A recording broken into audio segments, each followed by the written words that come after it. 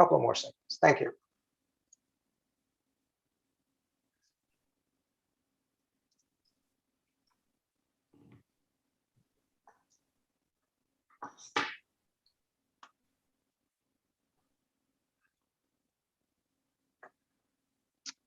All right, everyone, let's give it a couple of more seconds. We have quite a lot of registrants, and sometimes it takes a while for all of them to be able to get into the Zoom room. So let's give it another 10, 15 seconds before we start the program.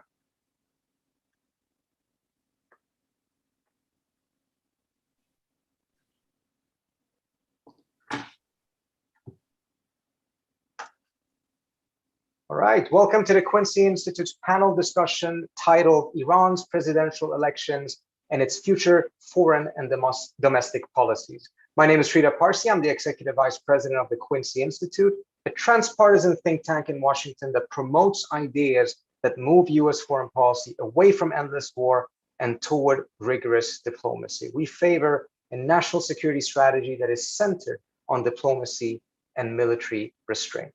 Today, we're going to talk about Iran and the elections in Iran. We are today just a bit more than 3 weeks away from Iran's presidential elections. Iran has elections, but they're neither free nor fair. Still, they have tended to matter significantly. And election participation rates for the last couple of elections have been above 67%. This time around, the elections will arguably matter even more. But with the shockingly narrow slate of approved candidates announced yesterday by Iran's Guardian Council, participation is predicted to be correspondingly low. What does this mean for Iran's political future? What it will mean for the state of human rights? If the past 2 decades were a period in which Iran was balancing between greater internal openness or greater repression, what will this election, both its structure and the result, do in this regard? And will it perhaps provide a final verdict on the direction that Iran will go? And what will the impact be on Iran's tensions with the United States and the ongoing nuclear negotiations? Miraculously, the JCPOA survived the Trump presidency. But if it is revived, and the talks are ongoing right now, can it survive in Iran where the hardliners consolidate all levels of powers in their own hands? To address these questions, we have an excellent panel with 3 prominent experts in this field. But before I introduce our panelists, let me remind everyone that you can all participate in this conversation. If you have questions, use the Q&A function in the Zoom, and I will do my absolute best to get to those questions. If you're watching this on YouTube, please use the comment section there, and we'll try to get to those questions as well. So with no further ado, let's get started, and let me introduce our panelists. First, we have Sepehri, who is a researcher in the Middle East and North Africa division of Human Rights Watch, where she investigates human rights abuses in Iran and Kuwait. At Human Rights Watch, she has produced some of the absolute best products on the human rights situation in Iran, and we look forward to hearing what she has to say about that in this conversation. Reza Sayah is a familiar face to many of you because of his reporting and coverage of Iran for CNN, for Al Jazeera, and for PBS NewsHour, and many more. He is a journalist and documentary filmmaker, and though educated in the United States, he moved back to Tehran in 2015 and co-founded Ravian Films, a production company that specializes in documentary films and video storytelling. He is joining us today from Iran. And Bijan Khajehpour is one of the foremost analysts of Iran's economy and politics. He has written extensively on these issues, as well as on the greater Middle East. And he currently serves as the managing partner at Eurasian Nexus Partners, a Vienna-based international strategic consulting firm. He is joining us from Vienna, Austria. Let me get started with you, Reza. The Guardian Council's vetting of candidates of Iran's presidential elections and the candidates there, as well as for the parliament, has always been one of the most anti-democratic features of the Iranian political system. But even by its own undemocratic standards, the narrowness of the approved list announced yesterday still stands out. The outrage over the narrowness of the candidates approved exists not only amongst reformists, but also we have seen objections from conservatives alike. Tell us, Reza, what is the latest on this? What are you hearing on the ground? Will this list stand? Will it be amended? And what effect has it had on the populace and their potential to either participate or boycott these elections? Well, Trita, I think people are still processing this news, and Iranians are surprised. And if you know Iranians, you know few things surprise them because they've been through so much, they've seen so much that very few things surprise them. But this decision by the Guardian Council, I think, surprised many Iranians. And the surprise spans across all political camps. As you mentioned, Iranian reformists, pragmatists, even conservatives are surprised. And some are upset, even among the conservative camps, at the final candidates who've been approved to run for the presidency. Clearly heading into this week, many anticipated at least one legitimate reformist, perhaps Esad Jahangiri, the current vice president, or the man viewed as the pragmatist, Ali Larijani, the former speaker of the parliament. Keep in mind, these individuals have long been viewed as members of Iran's establishment, but essentially yesterday, the Guardian Council said, you two are not fit to be the next president, a remarkable development. And when you talk to people, many say they're not going to vote. You used to hear that a lot from younger people, and now you're hearing it from older people. And I think there will be implications moving forward. Iran is one of the few countries in the region that could point to its elections and voter turnout in the past and say, look, this is proof that we have the support of the people. Otherwise, people wouldn't turn out. There was a huge turnout in 2017. I remember I covered the 2017 election here in Tehran, and I was stunned at the excitement, at the energy, at the political activity, especially among younger people. I've covered presidential elections in the US, and I've never seen that much excitement, the type of excitement that I saw in Tehran in 2017.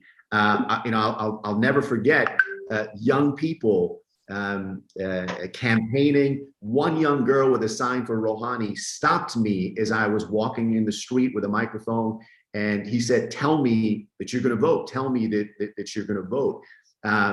So you could point to democratic activity here. I mean, there's huge turnout there.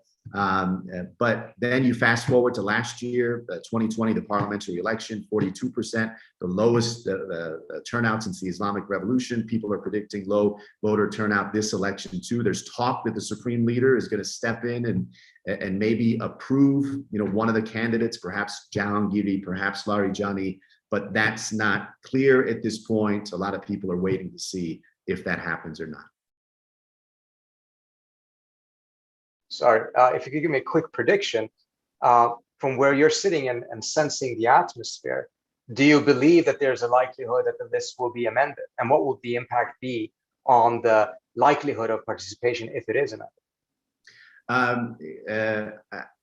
Throughout this webinar, I'm very comfortable in saying I don't know. You will hear me frequently say I don't know, and sometimes I have no idea. I don't know. Iran is an unpredictable place. There's advantages to the supreme leader stepping in and saying, okay, let a reformist run, but in many ways he'll be undermining the Guardian Council, although he's done it before. So I don't know. Even if he steps in and approves one of these candidates, I still think there's going to be challenges in getting people to come out and vote. Thank you, Reza. Tara, we're seeing a major change in pattern. I also see a question from Elise Orbach, who is working for Amnesty International, has followed Iran very closely, that is hinting at this question as well, which is that in the past, the hardliners wanted to see a decently high turnout because of exactly what Reza said. It was a point of claiming legitimacy for the system and something that would differentiate Iran from several countries in the region, if not most. But this time around, they seem to be actually deliberately pushing for a lower turnout and seem to be comfortable with that. Is that a new pattern that we're seeing now, that there's going to be a much more repressive and a much more closed political spectrum in Iran, and that will be the new normal? And if so, what does that say about the prospects of Iran's civil society, who in the past have put a tremendous amount of pressure on the Iranian state? Are they going to become next to irrelevant if this is the path that is continued upon? I think the way I would categorize this latest severe escalation on the Guardian Council side as intensifying a pattern already in the making. I think in the past 20, 25 years, we have actually seen the hardline element of the establishment moving away from seeking legitimacy from the vote and democratic procedure. And I think, as a matter of fact, we need to understand the voting patterns, both in 2009 and also in 2013, as well as 2016, as a protest vote in some ways. I think Mir Hossein Mousavi and Karoubi entered the race in 2009 with a very clear message of opposing the established-backed favored candidate, Ahmadinejad, and we all know the turbulence that was produced as a result. In my language, it was the brutal repression of peaceful protesters. 2013, the message of people who participated in the election and backed Rouhani, particularly from the civil society, was again rejecting this idea of diminishing the republic component of the system. 2016, President Rouhani himself branded himself as someone who was opposing the viewpoint of then candidate Ebrahim Raisi, who had only known executions and imprisonment for the 38 years. The fact that Rouhani didn't deliver on any of those promises and his administration became complicit in one of the most brutal crackdowns after the Islamic Revolution is a story that we will get into. But my point is that for the past, I think, several consequential elections, basically after Ahmadinejad's first term, the question of participation in the election hasn't been solely around favoring one candidate over another. It has been about pushing back the system, at times doubting if the establishment would even honor the vote. That was the dominant question in 2013 for people who wanted to vote. Will system actually respect their vote given what happened in 2009? And then many concluded that actually the reason that 2013 didn't result in turmoil was because of the high price the system paid in 2009. It wasn't just the civil society. The major political figures ended up in prison for many years. So I think the latest move is the latest escalation of this pattern, and basically the system not wanting to take any risk, being so focused on controlling every aspect of participation in the conduct of public affairs, that not wanting to risk a challenger as mild as people like Larijani or Jahangiri, that as Reza correctly pointed out, this has been understood as part of the establishment. We're not talking here about political opponents. We're not talking about people in the opposition side or even the critical side of the government having a voice. We're talking about the former head of the parliament and the KNVP not being allowed to run. So that's very interesting. And I'm wondering, Bijan, if I could bring you into the conversation. So to a certain extent, this can be explained as an effort to make sure that this time around they control it. They don't get any more surprises, because as Tara pointed out, when participation is high, it tends to end up becoming a protest vote. And whoever is favored by the establishment is the one that has fared pretty badly. And they may not want to see that. But could there be other elements into this calculation, mindful of the fact that the Supreme Leader is 82 years old, and there's quite a lot of speculation that Raisi, who is one of the conservatives, as Tara mentioned, did not fare well in the previous elections, but they seem to be grooming him to become the next Supreme Leader, and that they may want to do something with the slate this time around to maximize those chances. But what would you say to that? Thank you, Trita. I want to make a couple of comments about the previous remarks and then answer this question. First of all, Reza correctly said Khamenei may be hesitant to undermine the Guardian Council because obviously the Guardian Council is a very important institution in the regime. But we should not forget that the Guardian Council has now officially undermined Khamenei. We should not forget that Larijani is actually a current appointee of Khamenei. He's the special envoy and advisor to the supreme leader on Iran-China relations. And in the past, he has had multiple appointments by Khamenei directly. So it's basically different institutions are trying to consolidate their own position or their own agenda. And that brings me to your question. Yes, I think those elements, whether we call them hardliners or the deep state, whatever you want to call them, those elements who are responsible for excluding Ali Larijani and Ishaq Jahangiri and others, they would like to control the succession process to the supreme leader. Presidential cycles in Iran have always been 8 years, even though some were a bit controversial. So we are looking at the president running the executive branch over the next 8 years, and most probably in those 8 years, there will be the succession question. And clearly, if Raisi would lose this upcoming election, he would be out of that race. Now, I know that at some point in the past few years, they made a sort of a profile of attributes of the next supreme leader, and there were some points that would apply to Raisi, like he should be younger, he should be a Sayyid, he should have served in positions before, etc. So Raisi would potentially be a candidate, but not if he loses again. Now, if he loses, the next possible candidate that would fit these attributes would actually be Hassan Khomeini, the grandson of the first supreme leader, of the founder of the Islamic Republic. And that also explains why Khamenei himself asked Hassan Khomeini not to run for president.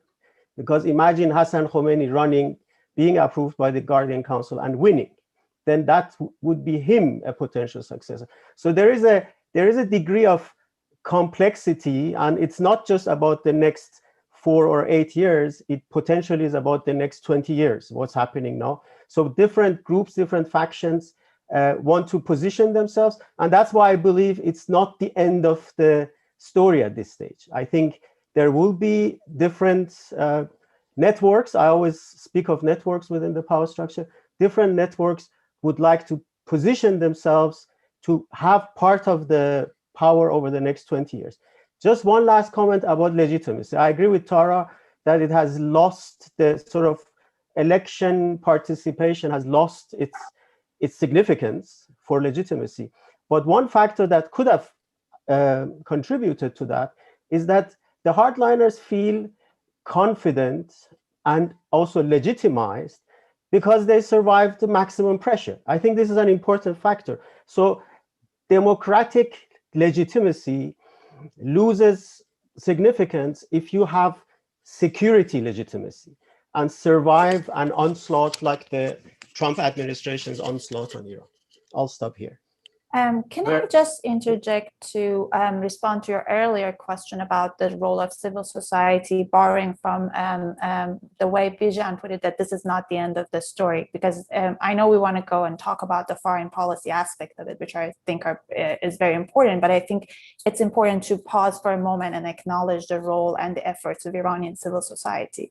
And I think similarly, the way that Bijan put it, I don't think this is the end of the story for Iranian civil society to become irrelevant, because they've endured extremely difficult and repressive periods in the aftermath of the Iranian election, not just the early years of the revolution and the extremely repressive period of 80s, but also after what we know as expansion of civil society activities under Khatami era, they experienced Ahmadinejad, they experienced 2009, they've had mass migration of activists outside the country, and every time they found a way to organize, to mobilize, and be effective. It was an era of newspapers and press freedom, and when that was not available, they moved back to social movements, women, students. And that became more difficult after 2009, and economic situation became difficult. They even went and did charity. And I think networks of civil society movements are being shaped. And what I hear from people, they're disappointed, they're nervous, but they don't think this is the end of the story. They're tired. They're extremely tired. They've endured, civil society similarly endured the maximum pressure between a rock and a hard place, between the security establishment of the government and the additional pressure on the sanction side. But they are eager to find a third way, which is not either side of this story. It was really interesting. Mostafa Tajzadeh, who is a reformist politician, ran to raise the bar for reformists in terms of discourse, and it was almost certain that he would be disqualified given the fact that he served 7 years in prison. Today he announced that he was going to have a conversation with people about what to do. Within 15 minutes, 8,000 people on Clubhouse was full, and they're having a conversation. They don't have the answer yet, but I'm confident that, and I don't want to solely say that Tajzadeh is a member of civil society. He's very much a politician who has understood the appeal of these broader demands for structural reform. I'm confident that this conversation will continue, and regardless of who is in power, civil society will push. The question is that at the time when the state become more repressive, the harm and cost to the civil society are order of magnitude higher. Because if we say that Rouhani administration in the first term didn't actively repress civil society, created a bit of room for them to organize, and then in the second term became more aggressive under Ahmadinejad, the Ministry of Higher Education, the Ministry of Intelligence, the Culture Ministry, they were all active repressor of different elements of civil society activity and human rights. But Tara, if the state is becoming more repressive, and it already has, how do you see the risk or likelihood of civil society becoming radicalized? And then, as Reza said, 4 years ago, it was almost, the cause for boycotting the elections were clearly not heard. There was an excitement about the elections. If you have people withdraw from these different aspects, face more repression, there's a high likelihood of repression. How would that manifest itself in your view? I think the conversation I hear from people, and I'm surprised it hasn't come up, the Clubhouse is this new voice-only social media application that's extremely popular among the political elite in Iran. People stay up all night, skip work to just talk to each other, and it's been really refreshing for people like me who are based outside the country to get to hear what people actually discuss from the inside, not just the diaspora community. From what I hear from people, the question of boycotting or participation is just one aspect of trying to form what they define as social movement to push back. I think they're realizing that elections do matter because everyone is discussing it, even people in the country are discussing it, but they are questioning the effectiveness of solely showing up to the ballot box in order to deliver change. And they are trying to understand how they can change this extremely unequal power relationship between the state, the security establishment, and people. So I think in terms of, I am not worried about Iranian civil society becoming radical in a sense that going towards less peaceful means of challenging power. What I see is civil society effort trying to come up with a third way that doesn't solely rely on participation in the election in terms of pushing back power, given the limits and effectiveness and unequal nature of the power. But also, I hear very strong voices inside the country rejecting reductionist perspective of like, this is the end and this is all, and this is the end of the story, and they're going to be gone tomorrow, because they're living in Iran, they're living with the everyday reality, they're living, their livelihood depends on every aspect that the state can or should deliver. Very Rita, interesting. can I say a couple sure. of sentences? because Tara mentioned Mustafa Tajid, I just want to quote him to explain why this engaging attitude of the civil society, and not just the civil society, also the business community, a number of other stakeholders, will sustain itself. Tajzadeh, in one of his meetings, said something very interesting. He said the future of Iran is tied to the future of the Islamic Republic. In other words, if we push to topple the Islamic Republic, we are risking disintegrating Iran, creating a civil war situation, etc. And that makes it so important to remain engaged, not to dismiss and not to go to violent upheaval or regime upheaval as a solution, but try to engage and try to find space where we can move the red lines. And Bijan, I can tell you, I spend a lot of time in Iran, and many people have this question, and some have this hope that there will be violent protests, that people will come out to the streets. And I can tell you from my perspective, and I'm in Tehran, I'm not everywhere, I don't see any indications of that happening. I was here in 2009. I saw what happened then. I don't see any indication of that happening again. People are frustrated. People are fed up. Many say they're not going to vote. There's implications to that, but I don't see any indication of that happening. And I also want, before we get to the nitty gritty, Trita, I heard the conversation and the comments of Tara and then Bijan, and it reminded me of an important point that should be made, especially for people who are not familiar with Iran. Many people want certainty about Iran. They've tuned into this webinar for certainty, what's going to happen. They want a narrative. There's evidence of a narrative that there's a consolidation of power with the move by the Guardian Council. But as Bijan pointed out, there's also evidence that these centers of power are competing with one another. Bijan mentioned the move by the Guardian Council in many ways undermined the supreme leader. And it reminds me of what I've learned here in Iran. The more I spend time in Iran, the more I see how fascinatingly complicated this place is and how unpredictable it is, and how it's so many things all at the same time. It's an authoritarian state, it's a theocracy, it's a dictatorship, but you can also easily argue that there's evolving competition between centers of power. You can argue it's the most progressive and evolving country in the region, one of the most educated countries in the region, vibrant civil society, one of the most advanced countries in the region when it comes to science, things like robotics, stem cell technology, remarkable progress despite the economic limitations. And up until recently, up until this week and last year, you could argue there was, one or two elements or pillars of democracy here.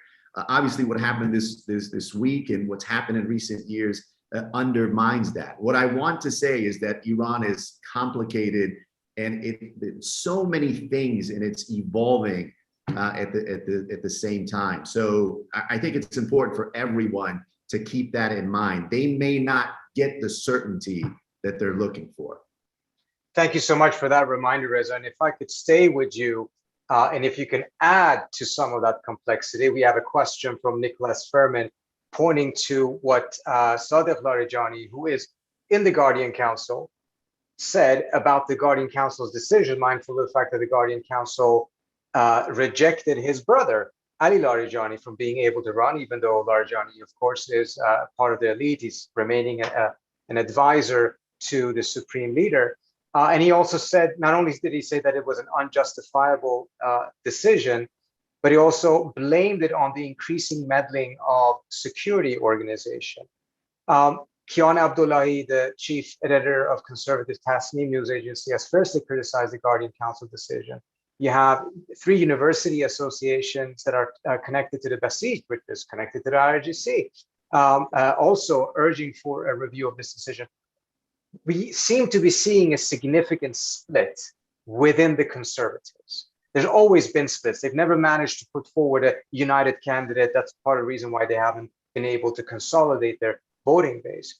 But this split seems to be deeper than what we have seen before. What do you think the implications are of that risk? Yeah, first of all, when you look at all, and this is part of the complexity of Iran, in any institution you look at, in any political camp you look at, there are splits. There are splits between the conservatives, the principalists, within the reformists, within the moderates. There are splits within the Revolutionary Guard. None of these institutions are monoliths, and certainly Iran is not a monolith. And there's significant competition between these centers of power.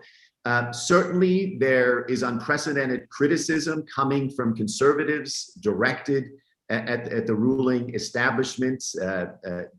Demands for the supreme leader to perhaps approve one of these candidates. But it doesn't necessarily mean that that's going to happen. And again, it's hard to predict what's going to happen. There's certainly growing pressure on the supreme leader to do something, but I won't be surprised either way. I can see him not doing anything, or I can see him doing something. And there's logic in both scenarios. Whether you like what's happening in Iran or not, there is a logic to it. This is a very important period. As we all know, it is very likely, it's possible that the supreme leader, there'll be a change in the next 8 years. The people's voices, the conservatives and the hardliners, saw how powerful they were in 2017. There is a logic that says when you have the opportunity and when you're in power, you have to capitalize, and you cannot let your opponents breathe. That may be the logic that's being pursued. It's very similar logic to the Washington neocons logic when they scrapped the Iran nuclear deal. The neocons came in. Why even discuss a nuclear deal with a weaker state? We are in power and we will dictate things. Whether you like it or not, there's logic behind that. And that could be a logic that the conservatives here are pursuing at a very critical time in the history of Iran. Bijan, if I could turn to you for a second. If we take what Reza said, I mean, it's a manifestation of a sense of strength and an ability to just force their will on the rest of society, even at the cost of not only previous metrics of legitimacy, but also deepening splits within the conservatives themselves.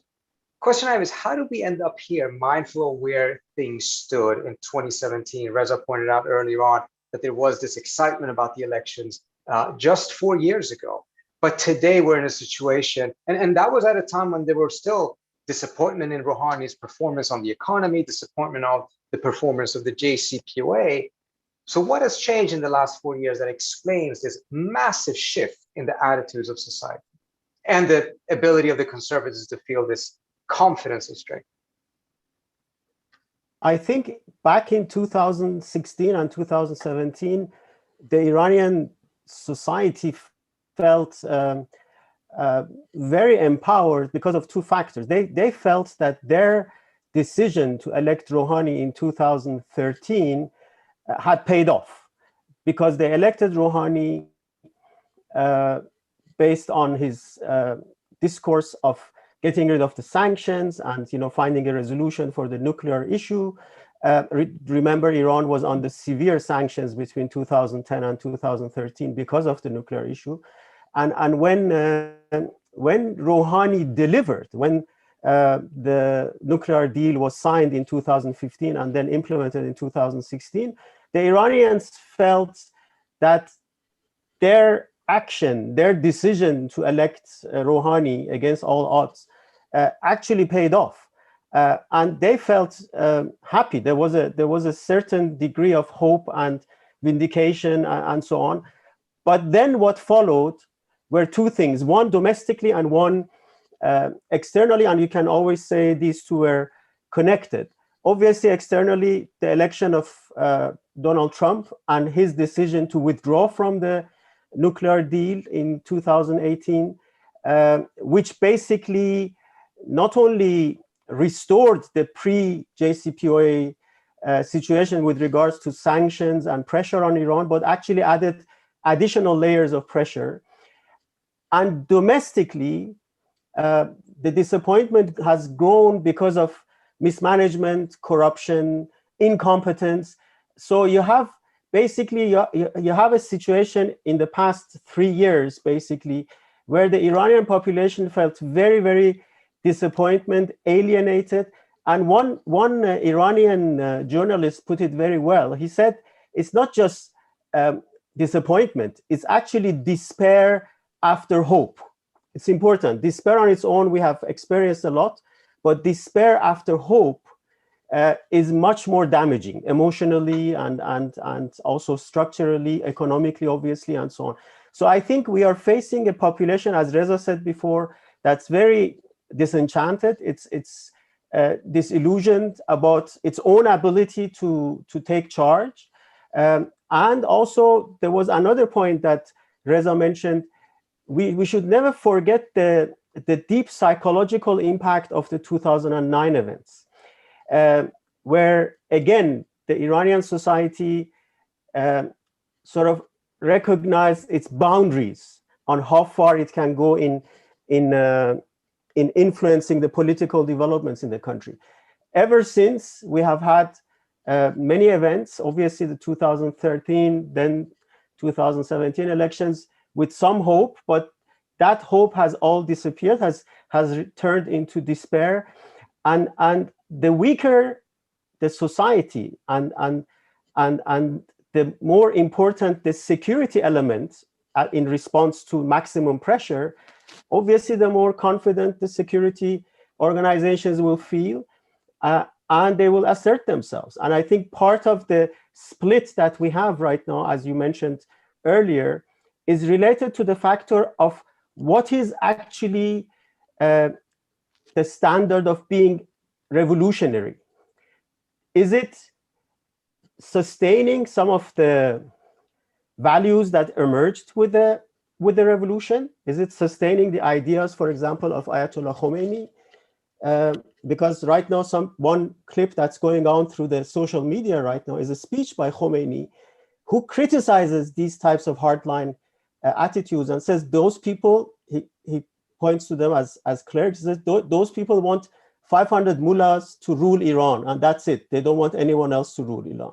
And he criticizes that. He says that's not the Islamic Republic. So is it being that, or is it sustaining and surviving as an Islamic Republic? And I think this split has led to the decision by the hardliners to say we want to sustain this Islamic Republic, versus those who say no, we need to sustain the values of the Islamic Revolution. And that split is going to intensify over the next few years. But we should not forget that there are both internal and external factors that have led to this situation.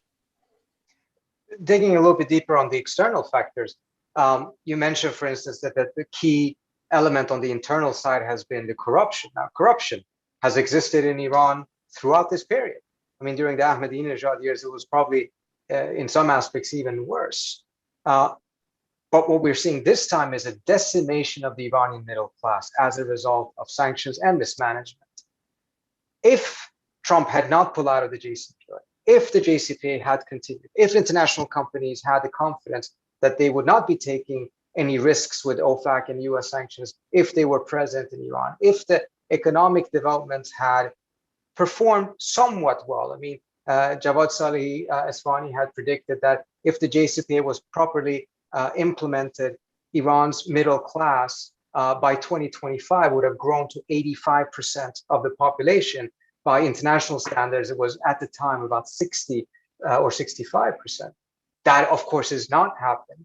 But if Trump had not pulled out, do you think we would be seeing this situation today in which the consolidation of the hardliners has become so intense? I am almost certain that a growth trajectory, economic growth trajectory, which started in 2016 and 17, if that growth would have continued, and if, as you say, the middle class would have grown, then we would have had a population that would have had a lot more opportunity and also resources to be politically engaged. The fact is that through sort of minimizing the middle class as a result of sanctions and also internal mismanagement, people are a lot more concerned with economic issues. And in fact, one of the factors in this election will be, people will be looking for solutions to the economic misery right now in the country.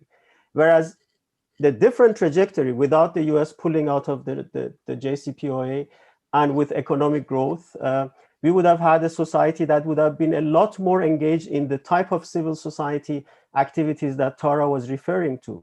So yes, it has had an impact. And that space, that sort of limiting the resources and the capability of the middle class to be politically engaged, opens up space for the security forces, because they can come and they can clamp down on a smaller middle class and a smaller civil society. And that's exactly what has happened in Iran. And one you want to jump in? Yeah, one quick observation that I think is important. I see people leaving, young people leaving, educated, brilliant people increasingly leaving Iran. I spoke to one of the leaders of the high-tech industry today, and he said, my friends are going, entrepreneurs are going, experts and people with skills are going. And if that continues, Iran will be much less attractive to investors, and that will undermine trade and commercial diplomacy, and that will further isolate Iran and further undermine Iran's economy. And again, this is an outcome of Trump, in some ways, Trump pulling out of the JCPOA. And I want to just continue a little bit with the word isolation, because I think that's something that resonates very much among civil society actors as well. Isolation as a result of maximum pressure policies in terms of difficulty with travel, but also the deterioration of the economic situation that makes travel impossible. It means that the middle class cannot afford to travel. There's this increasing sense of isolation, being alone in this, being trapped inside Iran, and having to deal with an increasingly repressive state. It's remained to be seen if conservative take over, are they going to advocate for isolation from inside as well? But historically, many of the hardline figures, security establishment, have not favored engagement. It might be different now that the state has come to the conclusion of, quote unquote, solving the nuclear issue. But generally, they have not favored people-to-people diplomacy, educational exchanges, cultural exchanges. They're highly skeptical of the intention behind Western engagement. And I think that can compound the sense of isolation, that people in Iran feeling like they're the most miserable people on earth and they're alone in it. And they haven't created jobs, and they haven't created jobs. So it's a tough combination. Yeah, I agree. But so the point for engagement, I think, is also about breaking the isolation and empowering the civil society to learn and experience from each other. That has been something that's gotten more difficult under maximum pressure for us, not just because civil society does not have time at its hand to do the work they were doing because they're preoccupied with economic needs, but because they also can't be exposed to other experiences, other ideas. They can't afford to think and take a step back. Another important point, engaging with the West, with the international community economically, keep in mind, in many ways undermines the grasp, the holds that the Revolutionary Guard, the people in power, have on the economy. And that is a huge factor as well. Economic engagement could benefit a lot of people, but a lot of people here in Iran don't want it. And on that topic, then, we are now in the fifth round of conversations in Vienna between the P4+1 and Iran, indirect conversations between the US and Iran.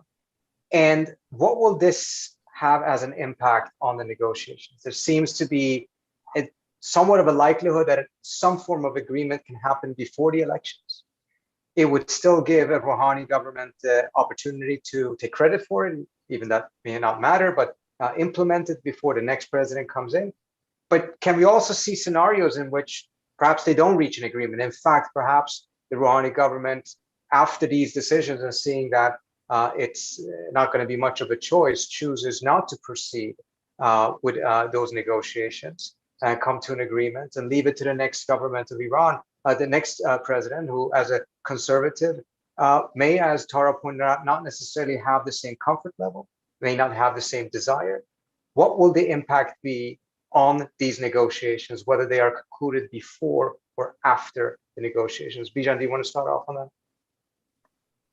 Yes. I personally believe the regime as a whole has made a strategic decision to get rid of the sanctions. I mean, not a strategic decision to necessarily revive the JCPOA, but reviving the JCPOA is an instrument to getting rid of the sanctions. Because one thing that we need to consider is that even the hardliners in Iran, even the deep state of Iran, they also have their enterprises. They also have their economic and regional interests. It's interesting to, for example, observe how even the revolutionary guards is now talking more and more about the economic dividends of Iran's investments in Syria and Iraq. They're not talking about the ideological or security dividends. They used to a few years ago, but right now it's a lot about economic dividends. And when they start looking at those economic dividends, for example, getting construction or power plant and other projects in Iraq, in Syria, in other regional countries, they realize that obviously sanctions are a big obstacle to developing those opportunities. So I think the regime as a whole has made this strategic decision. And the ideal scenario for the hardliners is that a deal is made before the handover of the government. So not necessarily before the election, but before the handover of the government, so that they can say, well, we are just implementing what the National Security Council, the Supreme National Security Council, approved before the new government came in, and that way open the door for less sort of headache through sanctions. And I'm also sure, because these different councils, especially the Supreme National Security Council, will, try to continue these policies, that Iran will actually also comply with the JCPOA provisions. How it will then move into other areas of potential engagement, whether it's regional security issues or energy security issues, etc., we will have to see. But I think, as opposed to 5 to 10 years ago, even the hardliners in Iran are much more interested in economic opportunities in the region, not necessarily internationally, but in the region. And they know that they need a lot more space and a lot less sanctions to be able to benefit from the opportunities in the region. And if you look at Iran's trade strategy, even in the Rouhani government, the focus is on immediate neighbors. And even with immediate neighbors, sanctions have been a headache. But there's a complicating factor here, Bijan, because just getting back into the nuclear deal is not enough to sustain it. From the US side, there's a very, very clear desire to start renegotiating certain aspects of it. There's a desire to be able to address regional and other issues. And it does not appear as clear to me, despite what you mentioned in terms of conflicting interests that some of the hardliners have, that there is that readiness for that type of engagement with the West that would be necessary to sustain the agreement particularly compared to shifting focus towards China and other approaches that otherwise have been preferred. Tara, Reza, Bijan, anyone who wants to come in on this? May I say a couple of sentences then? First of all, the hardliners, if we assume this scenario that Raisi would be the next president and there will be a lot more space for the Revolutionary Guards and hardline elements, their preferred international partner is actually Russia, not necessarily China. China is obviously also part of the picture because of Chinese investments and opportunities, but it's Russia. But this is part of the learning process. Even in dealing with Russia, even in trying to secure the type of products and technology that Iran needs, you need to get rid of the sanctions. So the question about the next areas of engagement, whether it's regional security, whether it's missiles and so on, can be tied to this element, that to basically the discourse will emerge that even relying on Russia as a partner, as a source of technology and investment, will require a different level of engagement and interaction with the rest of the world. Not necessarily, normalizing ties with the US or having a very close relationship with the EU, but also learning not to, not to antagonize them the way they used to antagonize them before. So I think there is a learning process, but obviously we will have to wait and see. What about the rest of the region, though? We had several questions in the audience regarding the JCPOA and US-Iran relations, but we also have one from Stefano Marchi about the embryonic diplomacy that is taking place right now in Iraq between primarily Iran and Saudi Arabia, although the UAE and others have been involved as well. What is the prospect of that being able to progress, particularly mindful of the fact that we are not aware at this point, I assume, who would be leading Iran's foreign policy under, for instance, the Raisi presidency? Will they have the same skill sets and the experience of international diplomacy as the Zarif team did, for instance? And what are the attitudes? And I'm very curious to hear from you, Reza, what people on the streets are saying about the fact that after several very, very tense years between Iran and Saudi Arabia, there seems to be an effort to de-escalate. There's not much talk about, they have so much on their plate, Iranians do, that Saudi Arabia is not a priority, but it's significant that the two are talking, and I think it makes sense that it followed Washington's engagement with Iran, and I think those two paths will coincide in many ways. But I think when it comes to and since we're running out of time, and this is the topic of this webinar, I think even with Ebrahim Raisi as president, I don't think U.S. relations are going to change the current path that they're on. U.S.-Iran relations are never determined by the president.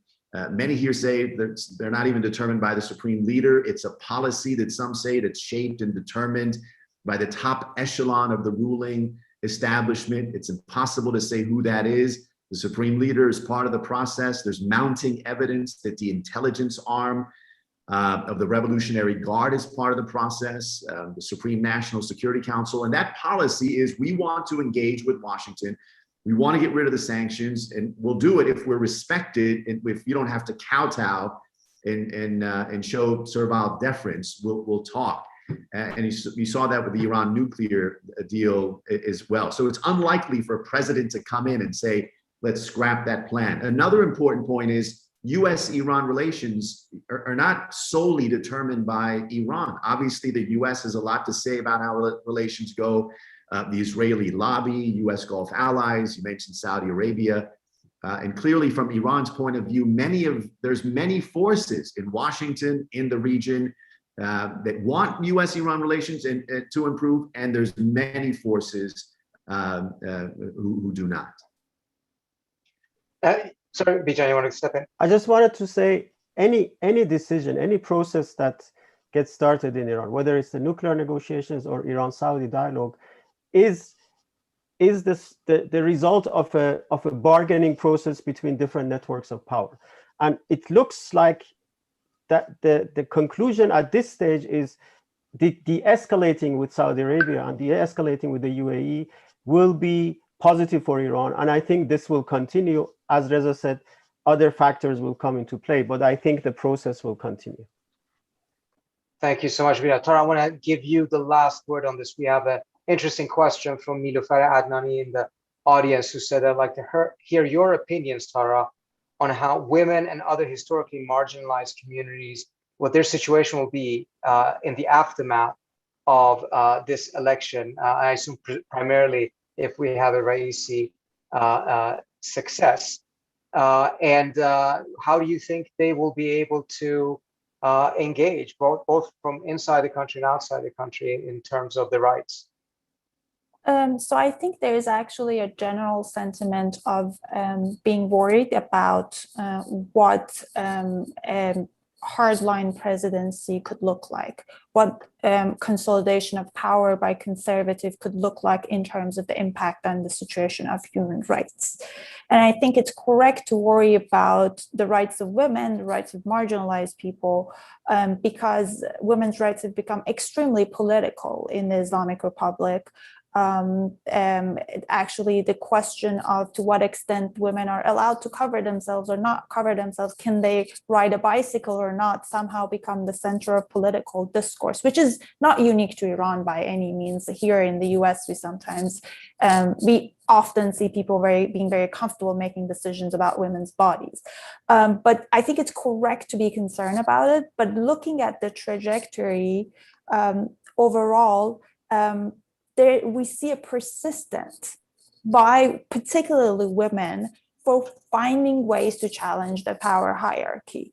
In education, when you have the higher level education you have in Iran, when you have the economic necessity of women having to work and be outside the house, it is very difficult to tell them now go back and serve the sole purpose of childbearing in the family equation in the society.